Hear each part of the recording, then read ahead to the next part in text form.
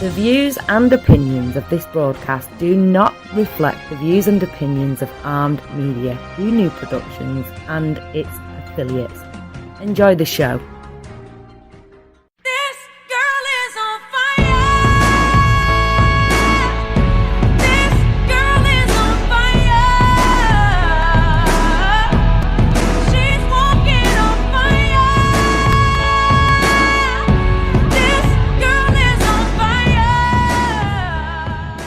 Cool. Well, welcome to Armed Radio, everybody. I'm your host, Jamie Lynn, and this is my co-host, Cindy Lee.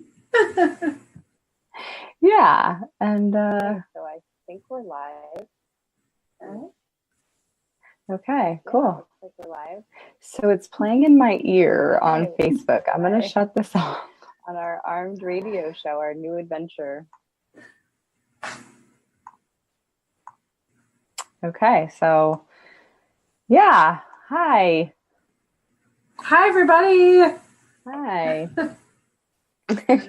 We're in a new format tonight. Yeah. So lots of new stuff going on. I'm just going to double check that it's live streaming on Facebook because I had to actually shut it down because it had a double echo in my ear, and looks like I think we're good.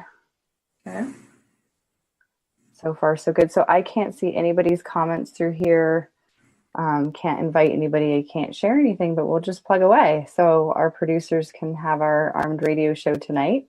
And it's staying strong and faithful through trials and tribulations. And many people in at least my movement of mental health and what we call medical freedom, we have some stuff going on in my life personally. And of course, how do we stay strong and how do we stay faithful? And for me, it's number one is surrounding myself with people that are positive, that are strong, that are faithful, and can handle some big stuff when big things happen. We all have our story, right?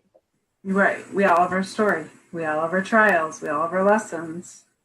Yeah. And some of them feel heavier than others, right? For each of us individually and collectively. You know, as we support others in their trials and their struggles. Absolutely. So I guess I'll start a little bit. I know people in the medical freedom and mental health movement have heard a little bit what's going on in my personal life. For those people that haven't heard or know me, Armed Radio, which is our show tonight, that, the show must go on. Right. Yeah, so many have probably heard that I have not seen my son Dominic, and Wednesday will be 3 weeks. He's in our community, we call it medical kidnapping or court, there's court kidnappings, medical kidnappings. It's kind of a word that hits home when you think of kidnap, right? Or you think of hostage situations. And it's interesting because in the law, when you look up kidnapping and when you look up hostage situation, that's really what's happening in the medical health and the medical freedom movement. So in my particular case, I received this lovely letter from a social worker that, interestingly enough, never even named me in the complaint. We talk a little bit about that online, but to give a background, Dominic is 18 now. So when you have a child that is severely or moderate to severely disabled and they deem that they cannot take care of themselves or make decisions, the courts step in under probate. And many people in our movement that have autism or cerebral palsy or Down syndrome, which unfortunately the younger population we've talked about, 54% now have some severe mental health issue going on. So here, my son Dominic has now turned 18 and the conservator courts have stepped in and deciding who gets custody of that child, who gets to make the decisions, medical and educational. And so far I've been only served with a notice from the government worker that they are recommending he not be in my care.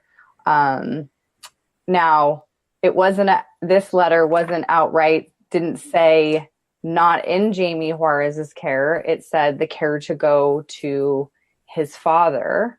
And they, in this complaint lie, they're outright saying they didn't receive a notice from me that I had filed in Conservator court, which I went through an attorney and a mailing service that verified that they were served, they were given notification. And here in this paragraph, it says that although we received a notice of hearing, there was no accompanying petition from Dominic's mother, Jamie Juarez.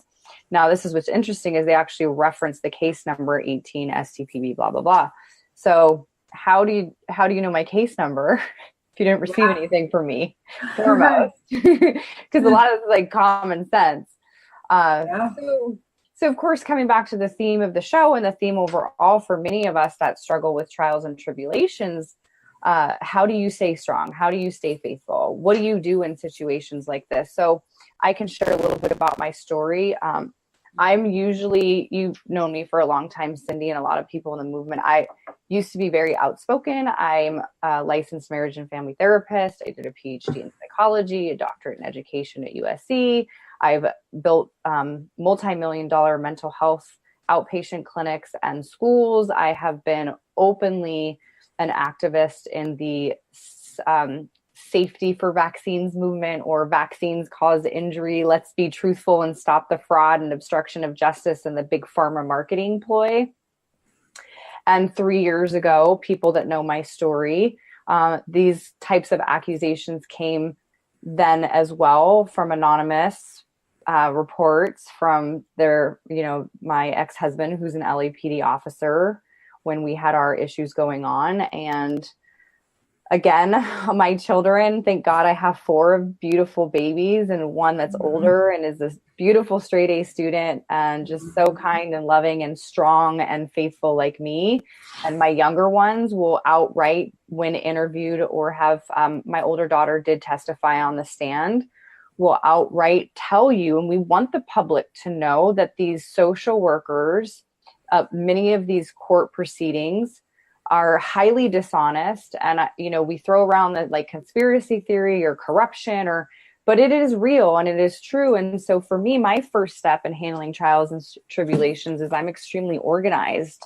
So these are all of our medical records, educational records, exhibits, things like that. But along the way, I've learned, after the whole witch hunt, if you will, came crashing down 3 years ago, and I didn't cope well with that. I was on pharmaceutical drugs, told I was forced to take them and said I had to take them to get my children back.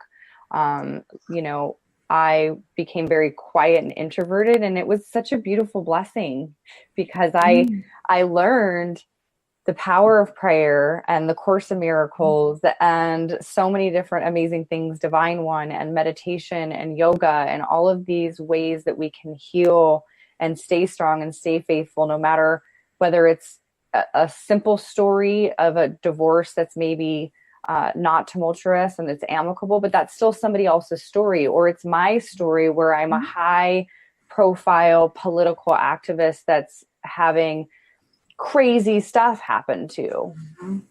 So in my first step, I talked to Brittany Carra, the vice president of our Hope Inc., our nonprofit, and Kim McCleary is our secretary, and then Nishad Hyder is our treasurer, and we have lots of MDs, medical doctors, clinicians, behavior analysts, and lawyers that we all work with. And so the first thing was like, gather the troops. Yeah. Dominic's in trouble.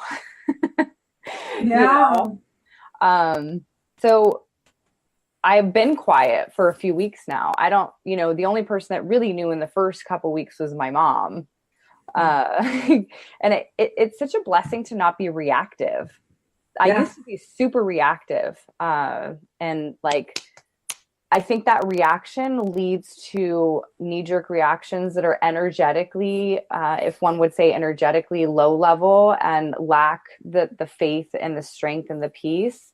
You don't go into prayer and you don't talk to your higher power and your spirits that guide you. And for me, God, or, Jesus Christ, or whatever, people that have these types of trials and tribulations. So to me, that's the first thing, is to go inward and to learn to be quiet before you make those next decisions. And then you can maybe tell people because they go into action. Right. Does that make sense? Yes, which is more of an inspired or an essence action than a fear-based egoic reaction, right? It's that being response-able in a place of peace versus reactive in a place of fear. And like you said, it's ironically more powerful to come from a place of peace and love and understanding and a place of calm versus reactive. And I think that, I don't know if anybody could ever say that they haven't experienced both. I mean, I know I have multiple times. Like, wow, I've been extremely reactive in my life.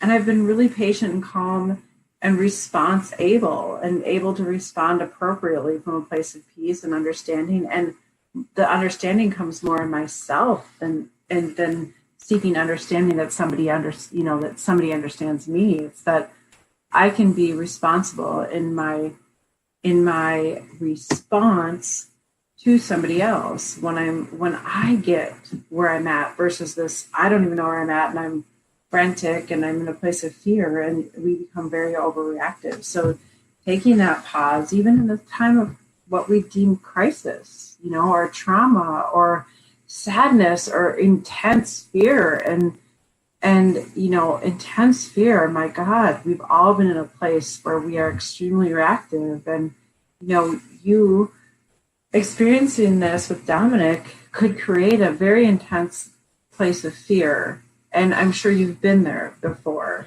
And not that you are there right now, but there's a different level of response able.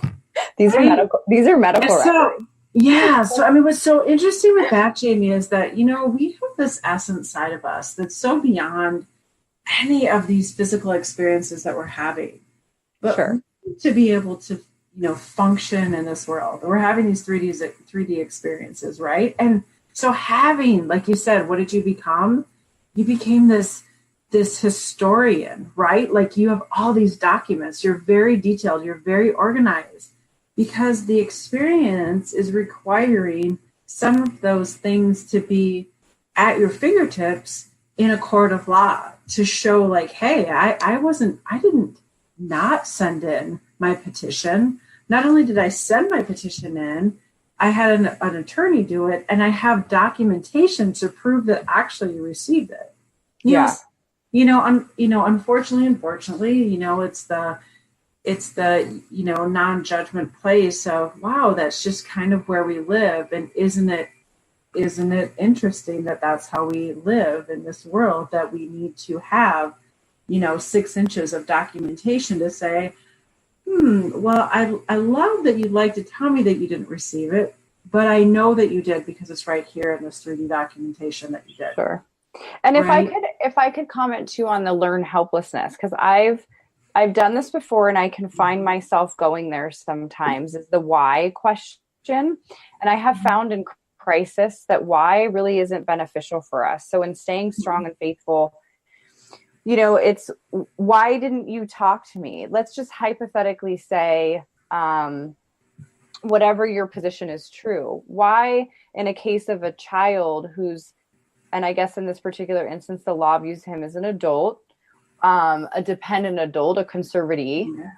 Why didn't you talk to his mother, who's a clinician, and has been primarily responsible for him his entire...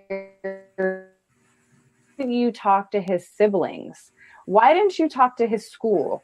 Why didn't you get medical records on a child who most people know all they have to do is Google my name and it's like and of course they all know who I am. So this isn't a caseworker that doesn't know who Jamie Juarez is in the state of California. I'm a very high profile person when it comes to not only my son, but it comes to my patients and my students.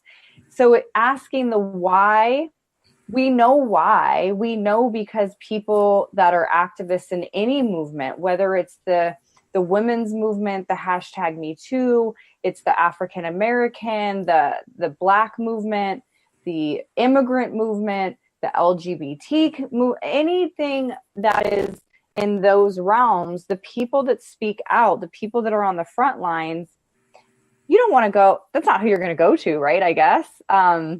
So it's very clear, but going back to the point and sharing a little bit about what's been happening with me, and of course that's my first thought is why. So I can quickly answer it for people that, let's say, aren't a Jamie Juarez, that are in this particular situation, because medical kidnapping is real in our country. When it comes to the vaccine opponents, the people that want the truth, we want the fraud to stop. We want the obstruction of justice to come out. We want the media and the scientists to do the research, to share the truth.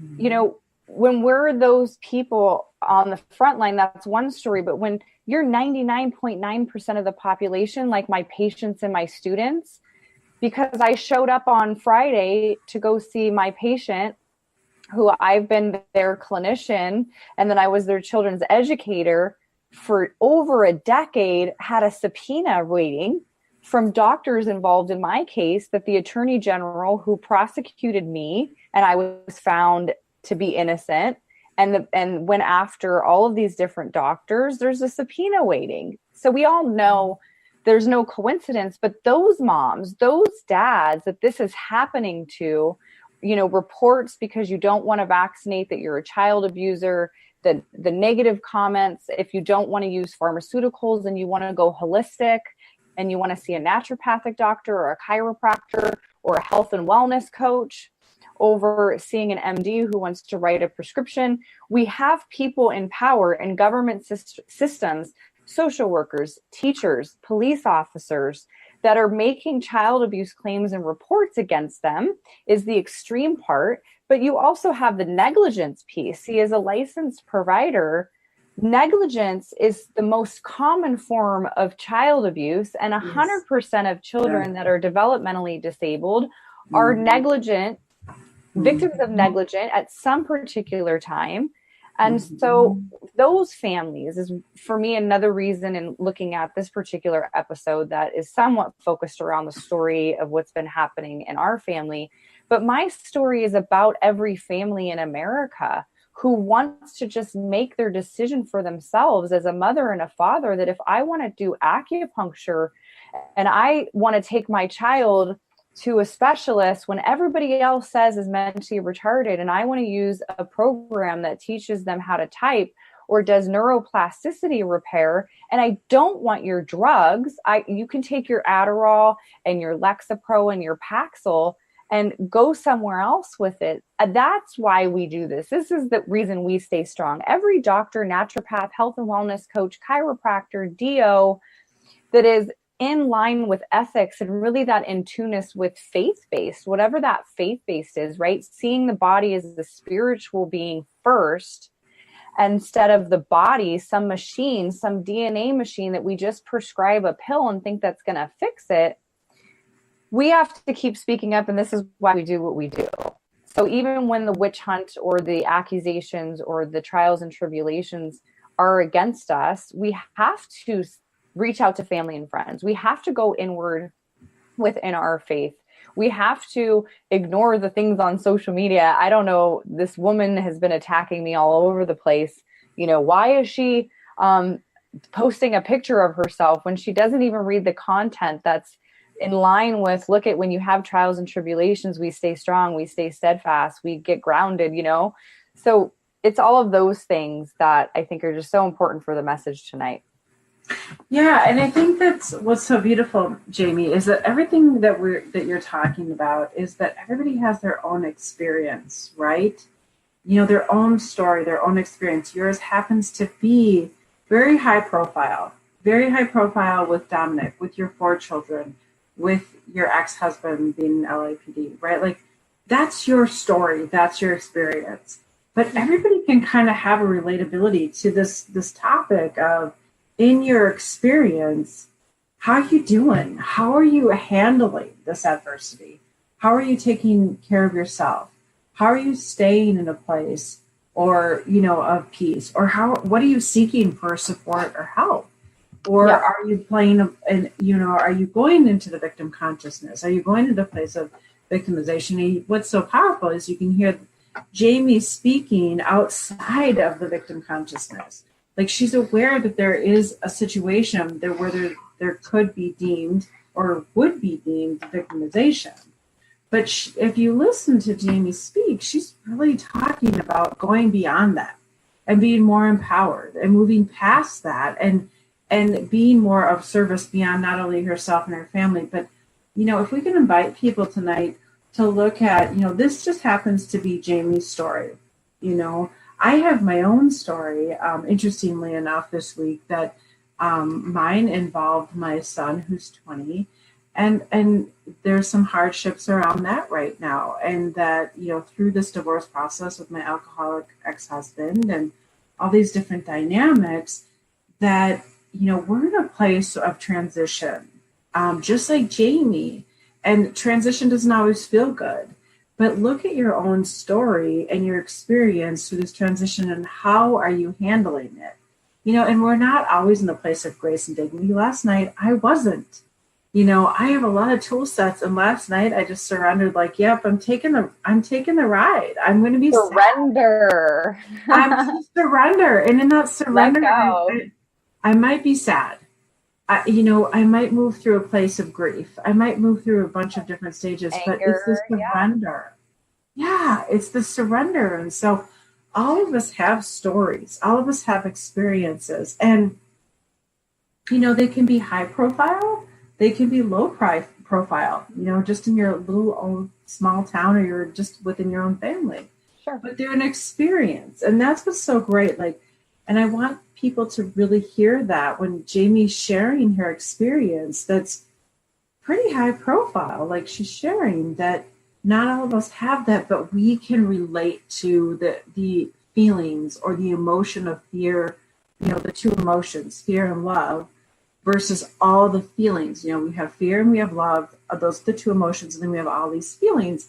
And you can hear Jamie. I mean, if we went through let's throw some feelings out. Like, what have you been feeling lately, Jamie?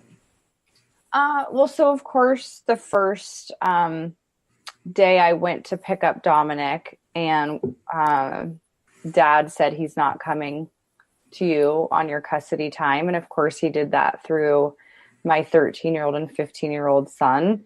My immediate knee-jerk reaction is, of course, fight. You have the fight or flight response. So some anger, but then the logic kicks in that there's my 13 and 15-year-old are watching me, and I'm okay. And in my head, I'm thinking about logically all the ways I'm going to deal with this. And of course, a little panic. So then the fear kicks in, because financially, single mom of 4, recovering from the last medical issues and situations with the children. How am I going to deal with this? Now, here's a whole new court thing. And ironically, most people know my son has a multi-million-dollar trust fund for my advocacy work, from wrongful denials, from racketeering, from fraud, from child abuse and negligence against my own son. So all of these things will quickly, run through my head, but I have to ground myself. And then it goes into a crying, like, this is my son and my baby. So I keep myself composed while I have my custody time with my younger ones.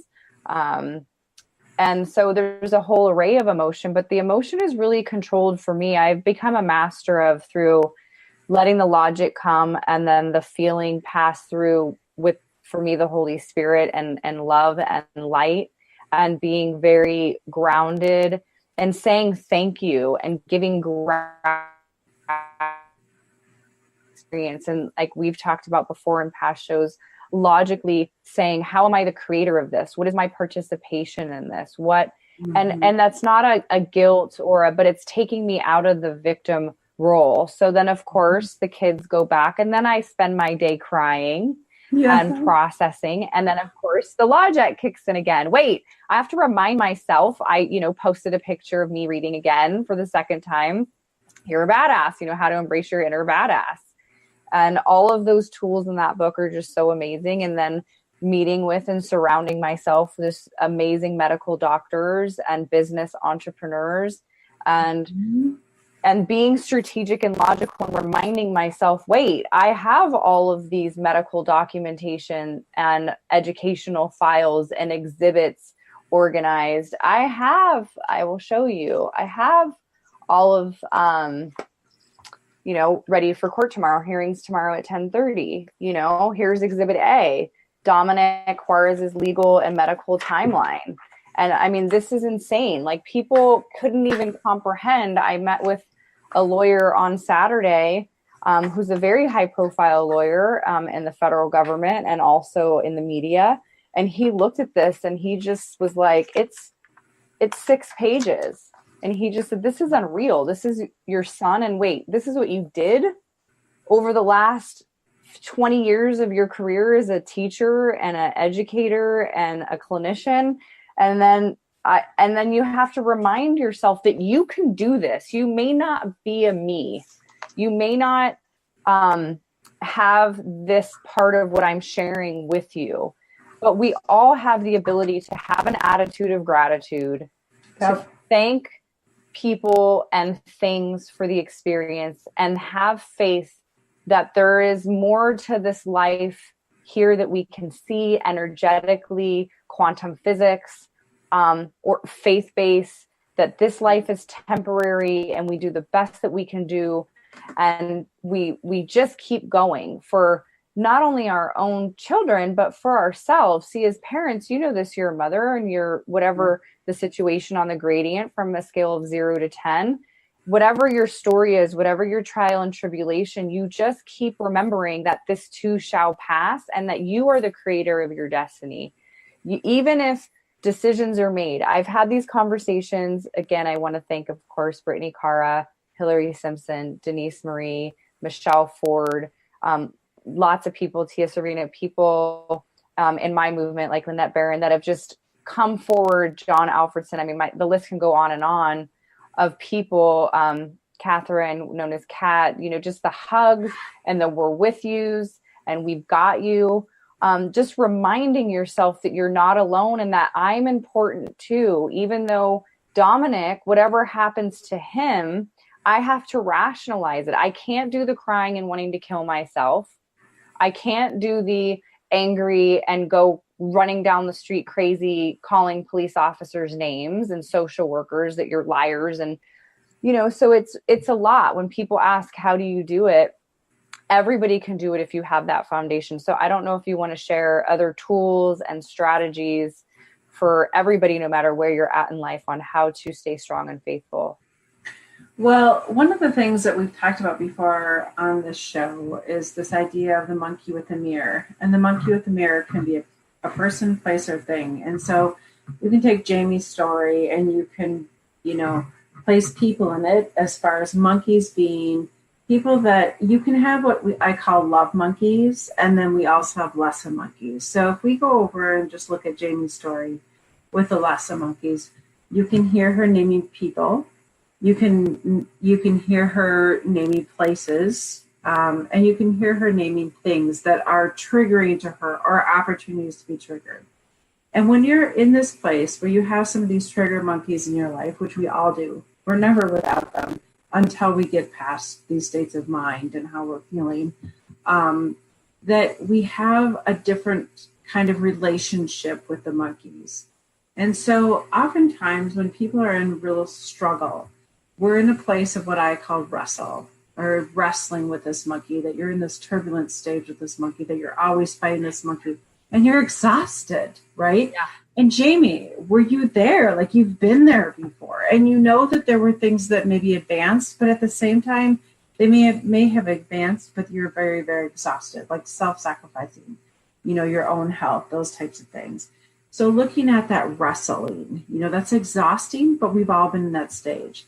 And then there's the second stage where we're moving to a place of neutral.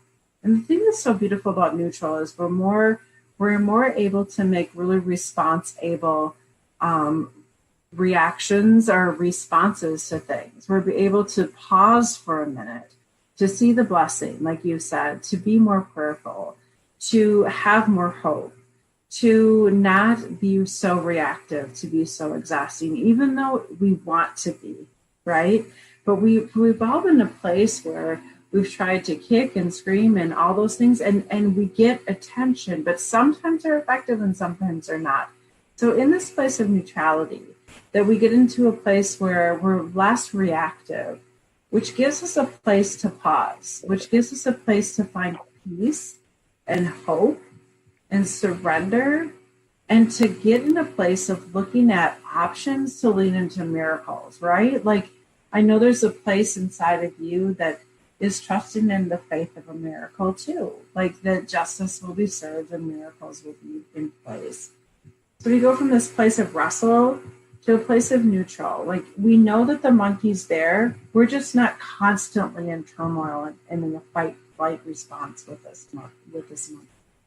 And then eventually, hopefully we can get into a place of full gratitude, which we call the snuggle or the surrender, which, isn't always the case that you can get to with, a fast pace. It's not a quick fix. It's not a quick fix. And, just even in myself, I don't have what Jamie has, but I do have some interesting dynamics with my son right now, as far as our relationship, and he's 20. And I've been in a place of struggle before with this, that I really want him to be more involved in the family and with his little sisters and things like that. It's just not who he is right now. And so I really had to get into a place of neutral with it. God, would I love to snuggle with it? Would I love to fully embrace and surrender of all the miracles and lessons with it? I'm just not there yet. And I'll like boldly share. No, I'm not. And in fact, last night, I actually leaned out of the place of neutral back into the place of wrestle. And I was in tears and sad because family is really important. And I feel a very separate, kind of segregated family dynamic right now with my girls and my son and myself. And it's not what I want. But in order to get into a place of peace, in order to, hold space for growth, I need to stay in a place of neutral. So like just looking at this, like when Jamie's speaking, you can see her element of, there are moments of wrestle and there are moments of peace and neutrality, right? That she just can breathe. And not that she's snuggling with this turmoil, but she's in a place of holding hope that justice will be served and that things will work out okay and that it will be okay. And that's kind of where we need to kind of be in our life. And looking at these monkeys, our experiences are different. Jamie's is high profile. It's very intense. It involves a lot of dynamics. Could I say too, like, so for people in our movement who may be watching or listening, this show, Armed Radio, is, in a tribute to the military and armed forces. And I think what helps keep me going is history. So when I look back at the women's movement, I look back at all of the humanitarian efforts from globalization to immigrants to slavery to the, indigenous of the Native Americans. We all know the stories of history. We're dealing with modern time paradigm shifts, transitions, and changes. Mm-hmm. So no matter what the outcome is, I'm going to do my best. I'm going to try. I'm going to give it the fight of the century, right? I'm going to give it the fight of my lifetime. I've been doing that for years. Some years have been great and some years have been not so great. And so for me, I look back and remind myself about the great leaders before me, the great leaders, and then the people that aren't remembered that were there following. When you're looking at Martin Luther King in the march, we remember Martin Luther King. We don't remember anybody else at that march. No. I couldn't tell you a single person's name, so whether it doesn't matter whether, you're Martin Luther King, as long as you're a person in that march. I went this weekend to the Consciousness Expo and took Sunday off to just go into meditation and prayer and spend some alone time with some friends and getting to know some new people and staying in that place of just everything's going to be okay, no matter what the outcome. Because worst case scenario is, I don't have my son return to me and I can go to that catastrophic place that I don't see Dominic again, and I don't get to care for my son and continue to be his personal advocate and taking him to the best specialists in the world and spending his life with him as he deals and copes with his vaccine injury and struggles and trials and tribulations. But the next second best is I continue to either A, be a Martin Luther King, or B, be behind him in the march for Dominic. So there's a lot of ways that we can positively reframe that. So for people that feel the sense of helplessness, or they don't know what those monkeys in the mirror, how to transition there, those are just some other applicable analogies and mindset. You know, the power of prayer and the power of meditation and the power of working out and hiking and going into nature and doing yoga and just connecting with God and universe and energy is another way that you can transition into those different monkeys. So no, when people see me posting a picture of me smiling, doesn't mean that all of these other things are going on, or people see me at a life consciousness expo where my brother-in-law and my sister have a company, and Dr. Nassim, who is their business partner, is one of the most world-renowned physicists. And I'm at an expo with a great friend of mine, another doctor, and I didn't even know that Del Bigtree, who's big in our movement, was going to be speaking there until my friend John, who I shared with him information when his wife was pregnant about the dangers of vaccines, told me that Del was going to be there. So it's the interesting part of the universe and synchronicity. So when people want to make judgments about you, a lot of times people refer back to the Bible and Jesus saying to not judge others and love unconditionally. That works. So there's lots of different strategies and things that we can cope with. And so my particular situation with the hearing coming up for tomorrow, I went to work today. I went and was of service.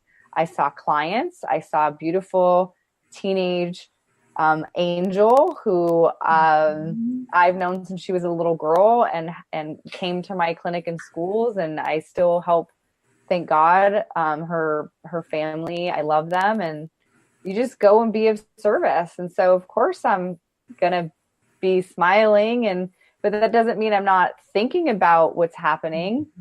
At certain periods of time, you have to learn to compartmentalize. It's like being a soldier at war. I really do. You know, we don't want to get into conspiracy theory about the issue. I love that in our movement, Robert F. Kennedy Jr. just came out and posted a thing that you cannot sue, which we've all known a vaccine manufacturer, but guess what? You can get them on fraud. I knew that. That's how I figured out being able to write here in the state of California, SB 946, is that you can hold them accountable for obstruction of justice and fraud and color of law abuse and lots of federal different legislations. I won't go down that tangent, but the point being is soldiers compartmentalize when they're in war. That's how you go. Your son's in the military, right? I come from a military family. My father is military. My mother, Kathy, is military, from the military, and is currently a pilot. So how do they do it? How do the pilots do it when they were up in 9/11? How does anybody, when you're in a state of crisis, get through it? And so there are ways to stay strong and faithful during trials and tribulations. Absolutely. And when I'm listening to you and thinking about the coaching work, as far as this uplifting, where you're coming from your essence, and there are things in your life that really feel good. Like if I said, Jamie, what feels really good in your life? You're going to speak about things that feel very uplifting, very full of love, and full of happiness. Those are things that you have solidly coming from your essence. And then you have some other things that are in your fear, in your kind of your egoic side or the fear-based side, that you still can show up with a smile on your face, with the ability to, be relatable to other people, to be in service. Like you said, what did you do today? You were in service today, right? And you weren't faking it, but you had a level of sadness, but you were showing up in your essence that you could. And that's the thing, and we'll talk about this on a different day, but really understanding the difference between certain areas of your life that feel very, very, very fulfilling, full of love, trust, and then, empowered. and then areas of your life that don't, but you still, in those areas of your life that you don't, you can still show up powerful, in happiness, with a smile on your face, and in service. And so this, I mean, Jamie, you're very inspiring. Everybody knows that you're very inspiring, and I know that this is a hard time. And it's in a place where, maybe you don't have a story as intense as Jamie's. Maybe you're not having an experience as intense as Jamie's.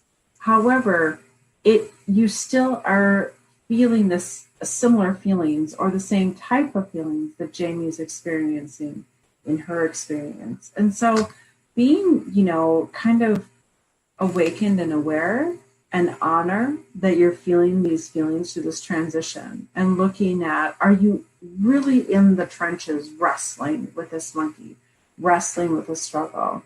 And you can see that Jamie is, trying to be in this place of neutral, of, doing what she needs to do, having that 6, 8, 12-inch, folder of documentation for, her court hearing tomorrow. She's prepared, but she's not wrestling. She took time out this weekend to be, in service of herself in prayer and meditation. So in that self-care, that happens in that neutral place, that, you're not always in struggle. So loving people and allowing people to understand, and have some time to look at their own story is important. It might not be Jamie's story.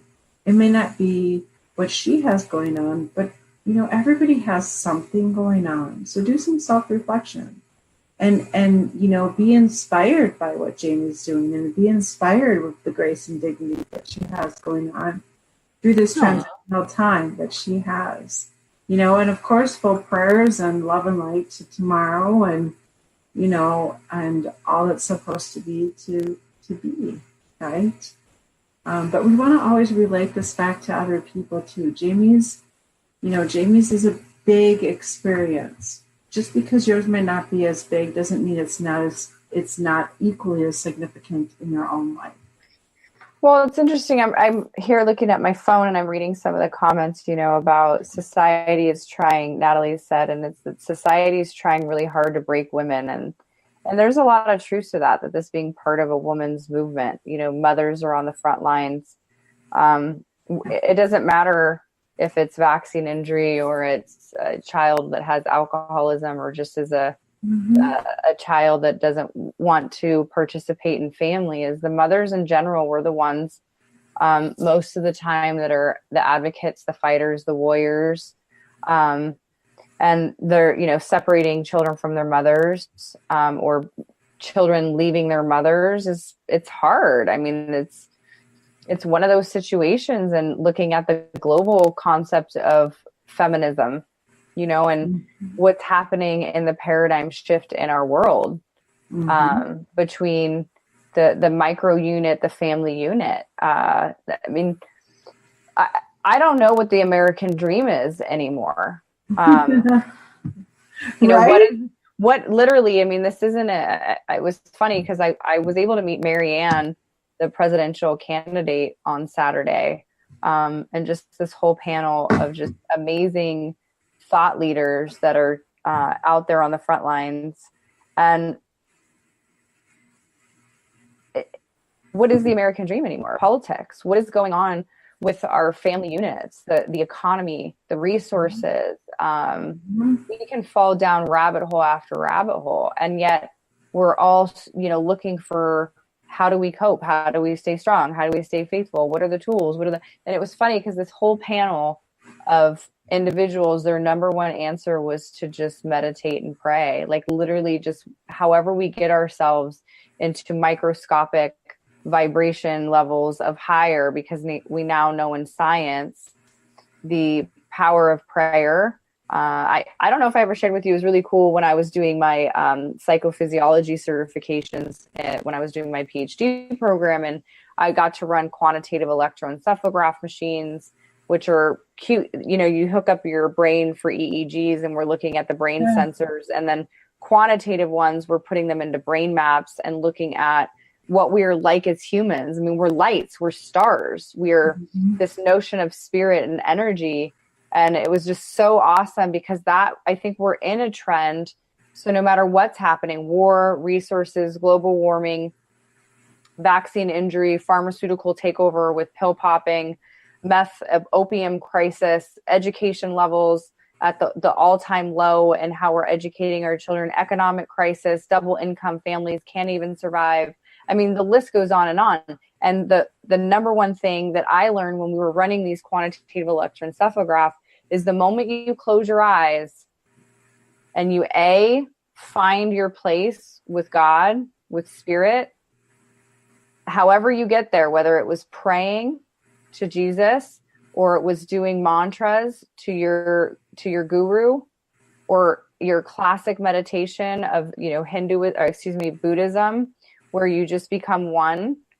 We saw the brain reacting and going into a place that was high calming at the same time vibrational levels. So we know now at a scientific level that these things work for ourselves, but also collectively. There was a super cool study when I was getting certified in biofeedback. For people that don't know what biofeedback is, we've talked about it before, but learning how to breathe correctly, diaphragmatic breathing. Breath is life. And being able to breathe through your diaphragm, and skin temperature warming, and being able to heat up your own body, and learning how to relax your muscles on their own. So all of these cool things. But this study, it was a 2-part study where the participants agreed to blister. It was a contraption that blistered them. So it gave them an injury, an actual wound, a physical wound that you could see, and their skin blistered up. Mm-hmm. And the control studies, they had atheists, people that did not believe in God and spirit or Jesus or any type of higher power, was a control group. And then they had the control group, the experimental group, where they only walked by a church. They had them walking by a church that prayer was going on. And then they had another group of the atheists that walked by the same church where prayer was going on. And it was so cool because you saw the atheists that were not exposed to prayer, they healed slower. Their wounds literally healed slower. And the ones that prayed and believed and were by the church healed the fastest. So it was super cool to see when we're struggling emotionally, or even for people that have physical injury, just how powerful our universe is, and the beliefs of our own mind, and the hologram and the matrix within. Yeah, and the surrender to give it up to something greater than yourself. Yeah, the power. And at the same time, understanding that there's a connection with yourself. Absolutely. We've talked about that before. I mean, in the Christian faith, we look at the Father, the Son, and the Holy Spirit, that I am him and he is me, and we are one. And so, and then in different, we won't go through the different religions, but it's so awesome to just see that there's science now that's showing the power of healing and the power of believing in ourselves and a God that's loving and trusting and faithful, even whatever happens with the circumstances till our death. Absolutely. And going back to just even like this place of, how are you doing with your monkeys? How are you doing with your triggers? How are you doing with these struggles in your life? Are you in a constant state of wrestling? Can you move to neutral, or can you move to surrender? And just like you were saying, as far as there's a book called The Body Keeps a Score, and that we are having a relationship of feeling an emotional attachment to different experiences. And although it's not easy to move to neutral, but in a place of neutral, there isn't so much destruction to our body. Oh, bless you. Thank you. And so, like, really understanding this, like you said, the healing that happens, that, even through prayer and surrender, being really aware of that in your own life, as far as, are you in a constant state of feeling crappy, anger, resentful, fearful, upsetness? Yeah, you could sit there, Jamie. You could choose to be there all the time. And my guess is that you've been there at different stages along the way with this experience of being an activist, right? But what's so beautiful is that you are understanding the importance of what you're doing, but yet not letting it totally get to you. That you can be in a place of self-care with practice of prayer and meditation and working out and being in nature and shifting your energy, like you're talking about. And basically, you're kind of referring to quantum physics as far as that whole dynamic. So, people being aware of your reaction within your experience with whatever is going on in your life. You can attach to the victimization. You can attach to that. And it doesn't mean that if you detach from that it doesn't exist. It just doesn't destroy you. And that's what's important. It doesn't mean that it doesn't exist. The experience isn't existing. But it's not destroying you in the process. And you can confront it. It is okay to confront the challenges of the world, or the attacks on you, or the evil, or the negative energy. You can confront, and you can handle it. But the way that you confront and how you confront has to be very ordered, logically, the mind, body, spirit. You've got to confront it with these tools on how you confront. Because that's what I find in like a lot of the spiritual community where, and we did hear this over the weekend, people think, they'll handle it. They can be the activists, because there are. I mean, there's so many of us in at least my world, because we're vocal.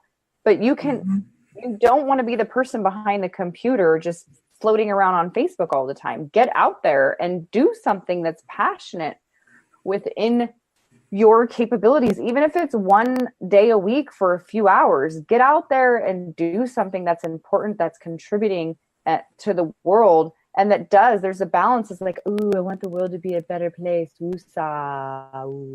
I'm like, hey, well, great. Are you doing anything to, and a lot of people aren't. And so that's where we got to motivate people, is like, get out there. And if everybody has a talent. I met this guy this weekend who cuts hair. And so he cuts hair, but while he's cutting hair, he's trying to motivate people to get out there and use their donate if you can, use your financial resources to fund a project, or B, use your time and get out there and volunteer and do something. And of course he cuts hair foundations and things like that. But yeah, I think that's it, being of service is so powerful. It is. And I love that you said, like, he cuts hair, but he's so past that, right?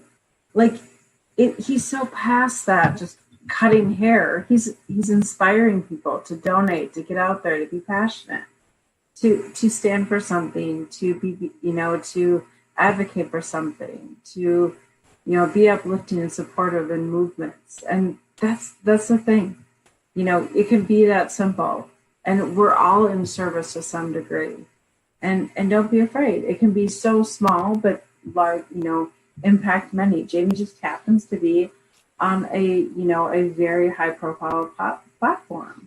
Not all of us are there, but it doesn't mean that we can't be of service. It doesn't mean that we can't be advocating for things. It doesn't mean that we can't, be standing up for things, or putting boundaries in place, or saying no to this and yes to that. We can do all of those things. But what I think is really important that we're talking about is, when we're doing these things, please pause and be of service to yourself, because your mission isn't to be of a place of self-sacrifice. Like, you don't have to lose your life or your health or your healthy mindset to be in service of missions or in a place of advocacy. That you can still hold a place of value for yourself in self-care, which Jamie is a huge advocate of self-care. If you listen to her, she's an advocate for a lot of different missions out there, including this anti-vaccine mission. However, she's also a huge advocate of being in self-care along the way. and being in a place of peace. And I really hope people can see that balance in you, Jamie, because I think it's really important that it's not just a one leg, kind of in service. It's a balanced leg. You're trying to definitely teach the message of both sides, of be passionate about in change, but also be passionate about taking care of yourself along the way. It's a really profound message, Jamie. Well, thank you. And when you're confronting, do it kindly. And you can get your message across without spewing hate and judgment. You can say things without being derogatory towards other people. So for example, it's like, I caught myself earlier with this report, it's like, they outright lie, it's like, they do. I could definitely reframe that. And there's a lot of dishonesty in this, So I think it's a practice. It's an eloquence. I know me, I haven't always been, here. I have had my ebbs and my flows. I definitely know there's an influence if I'm using pharmacological substances or, mind altering things will definitely change the person's attitude. I'm always shocked by people in our movement that just spew so much negativity and vibrationally anger things that are not using drugs and alcohol. But interestingly enough, I find a lot of people lately, it's gotten harder and harder to find people that I can surround myself with that aren't getting like slosh drunk. Yeah. Smoking weed every day, all day, which marijuana is one of those things where it's a herb and there's a lot of people that are in two schools of thought, or popping pills. Now, those that behavior is okay if it's not impacting your behavior, but it's very few and far between. I do know a lot of people that smoke marijuana that it doesn't breed hate in them. It totally calms them down and allows them to keep doing what they do. So there's that. But a lot of people that use alcohol and some of those drugs get like way over the top energetically, and they can't stay in a mission. You can't. It's impossible to be in a mission, to have a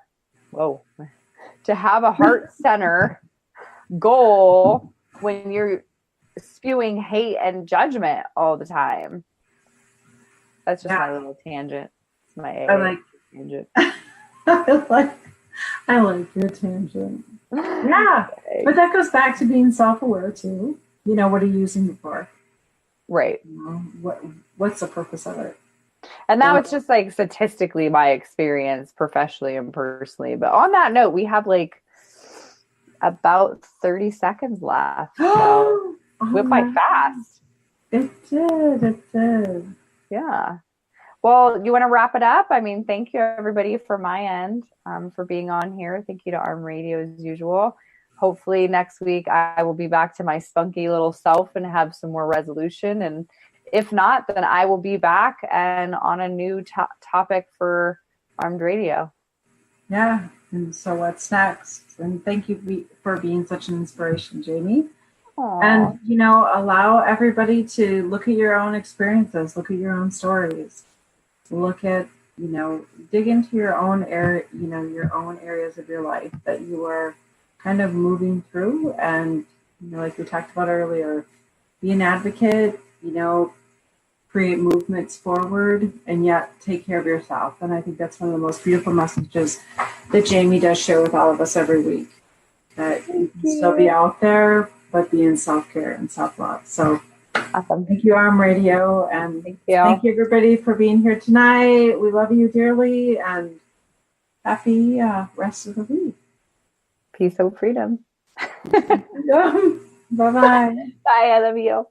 She's just a girl and she's on fire, hotter than a fantasy. lonely like a highway. She's living in a world and it's on fire, filled with catastrophe, but she knows she can fly.